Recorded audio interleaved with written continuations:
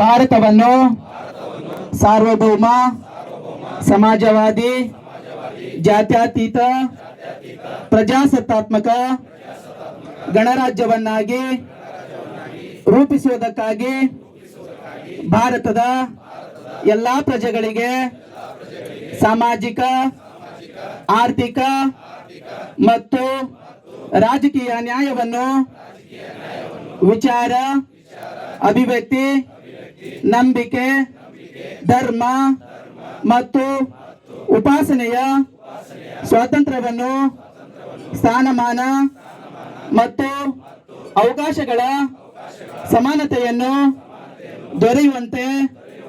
ಮಾಡುವುದಕ್ಕಾಗಿ ವ್ಯಕ್ತಿ ಗೌರವ ದೇಶದ ಏಕತೆ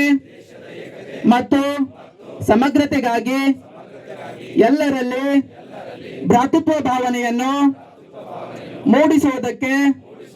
ದೃಢ ಸಂಕಲ್ಪ ಮಾಡಿ ನಮ್ಮ ಸಂವಿಧಾನ ಸಭೆಯಲ್ಲಿ 1949ನೇ ಇಸ್ವಿಯ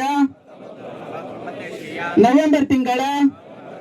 26ನೇ ದಿನದಂದು ಈ ಸಂವಿಧಾನವನ್ನು ನಮಗೆ ನಾವೇ ಅರ್ಪಿಸಿಕೊಂಡು ಅಂಗೀಕರಿಸಿ ಶಾಸನ जिंदाबाद दलित सेने जिंदाबाद जिंदाबाद जिंदाबाद दलित सेने जिंदाबाद जिंदाबाद जिंदाबाद दलित सेने जिंदाबाद जय जय जय जय जय भीम जय भीम जय भीम जय जय जय जय जय भीम